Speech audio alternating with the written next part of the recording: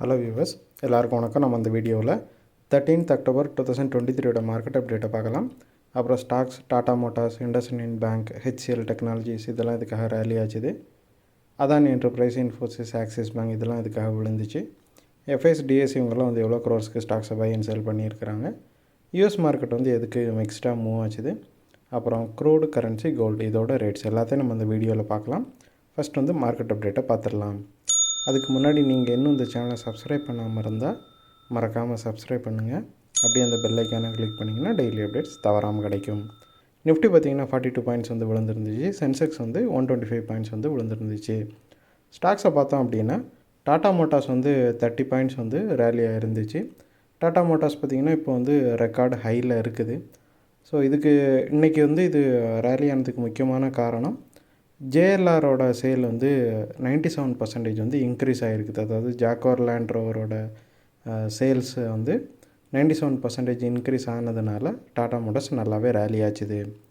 அப்புறம் இண்டஸ்இண்ட் பேங்க் 39 பாயிண்ட்ஸ் எதுக்காக ரேலி ஆச்சுதுன்னு பார்த்தோம் அப்படின்னா ஆர்பிஐ எஸ்பிஐ மியூச்சுவல் ஃபண்ட் 9.99% ஸ்டேக்கை இண்டஸ்இண்ட் பேங்கில் வாங்குறதுக்கு சம்மதம் தெரிவிச்சிருக்கிறாங்க. ஸோ அதனால் இண்டஸ்இண்ட் பேங்க் நல்லாவே ரேலி ஆகிருக்குது. அப்புறம் ஹெச்சிஎல் டெக்னாலஜிஸாக பார்த்தோம் அப்படின்னா 32 பாயிண்ட்ஸ் ரேலியாக இருந்துச்சு.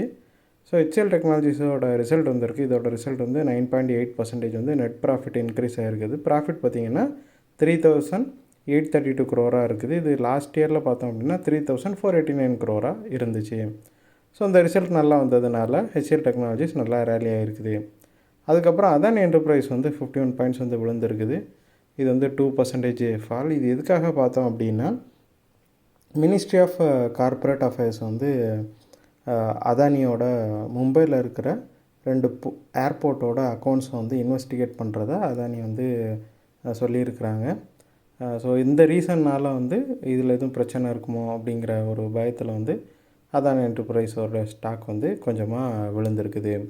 அப்புறம் இன்ஃபோசிஸை பார்த்தோம் அப்படின்னா இது சேம் நியூஸ் தான். எஸ்டர்டேவே நம்ம சொன்ன மாதிரி இதோட ரிசல்ட் நல்லா பாசிட்டிவாக வந்திருந்தாலும் அவங்களோட ரெவன்யூ க்ரோத் கைடன்ஸ் அவங்க 1 to 3.5லேருந்து 1 to 2.5% கம்மி பண்ணியிருந்தாங்க. ஸோ இந்த கைடன்ஸ் அவங்க கம்மி பண்ணியிருக்கிறதுனால இன்ஃபோசிஸ் விழுந்துச்சு. அதோட ஃபால் இன்னும் கண்டினியூ ஆகிட்டுருக்குது. அப்புறம் ஆக்சிஸ் பேங்கை பார்த்தோம் அப்படின்னா 24 பாயிண்ட்ஸ் விழுந்திருக்குது. ப்ரோக்கரேஜ் யூபிஎஸ்ங்கிறவங்க ஆக்சிஸ் பேங்கையும் சரி எஸ்பிஐயும் சரி டவுன்கிரேடு பண்ணியிருக்கிறாங்க. ஸோ இதுகள் இந்த 2 ஸ்டாக்குமே ஃப்யூச்சரில் வரக்கூடிய குவார்ட்டரில் பெருசாக லாபம் எதுவும் தராது அப்படிங்கிற மாதிரி அவங்க சொல்லியிருக்கிறாங்க. ஸோ இந்த நியூஸ்னால் எஸ்பிஐயோட ஆக்சிஸ் பேங்க் நல்லாவே விழுந்திருக்குது. எஸ்பிஐ அந்த அளவுக்கு விழலை அந்த நியூஸை கேட்டு. பட் ஆக்சிஸ் பேங்க் நல்லா விழுந்திருக்குது. 2.4% விழுந்திருக்குது.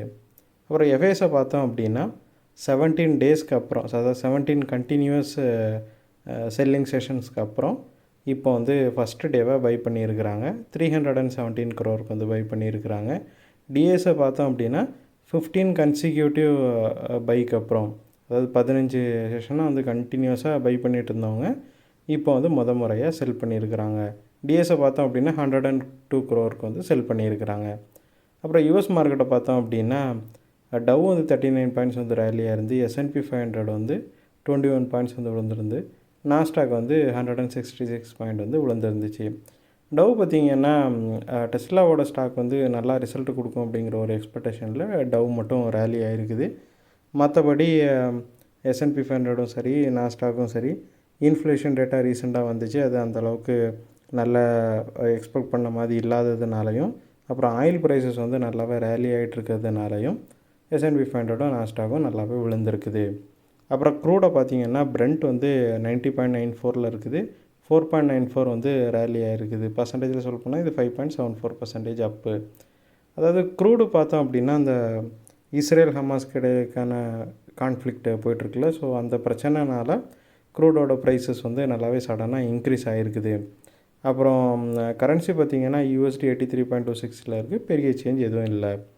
அப்புறம் கோல்டு பார்த்திங்கன்னா ஒரே நாளில் 62 பாயிண்ட்ஸ் பெர் அவுன்ஸுக்கு இன்க்ரீஸ் ஆகிருக்குது. இப்போதைக்கு 1945 ட்ரேட் ஆகிட்டுருக்குது. கோல்டு ரீசெண்டாக பார்த்திங்கன்னா 1820-30 வரைக்கும் கீழே போச்சுது. இப்போ சடனாக வந்து பார்த்திங்கன்னா ஒரு 100 பாயிண்ட்ஸு மேலே ஏறிடுச்சு ஃபியூ ட்ரேடிங் செஷன்லேயே. இன்றைக்கி மட்டும் பார்த்திங்கன்னா 62 பாயிண்ட்ஸ் வந்து ஏறி இருக்குது. இது 3.34% அப் இது. ஸோ இந்த கோல்டு வந்து இன்க்ரீஸ் ஆனதுக்கும் ரீசன் வந்து சேம் தான். அதாவது இஸ்ரேல் ஹமாஸ்க்கு இடையான அந்த பிரச்சனை தான்.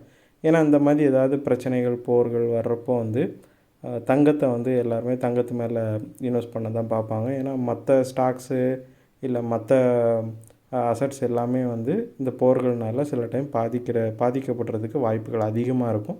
ஸோ அந்த சமயத்தில் கோல்டு வந்து ஒரு முக்கியமான இன்வெஸ்ட்மெண்ட் அசட்டாக பார்க்கப்படுது. ஸோ இந்த வீடியோவில் நான் உங்களுக்கு கொடுத்த இன்ஃபர்மேஷன்ஸ் எல்லாம் கண்டிப்பாக ஹெல்ப்ஃபுல்லாக இருந்திருக்கும் நான் நம்புகிறேன். இது உங்களோட ஃபியூச்சர் ட்ரேடிங் செஷனுக்கு கண்டிப்பாக ஹெல்ப் பண்ணும்.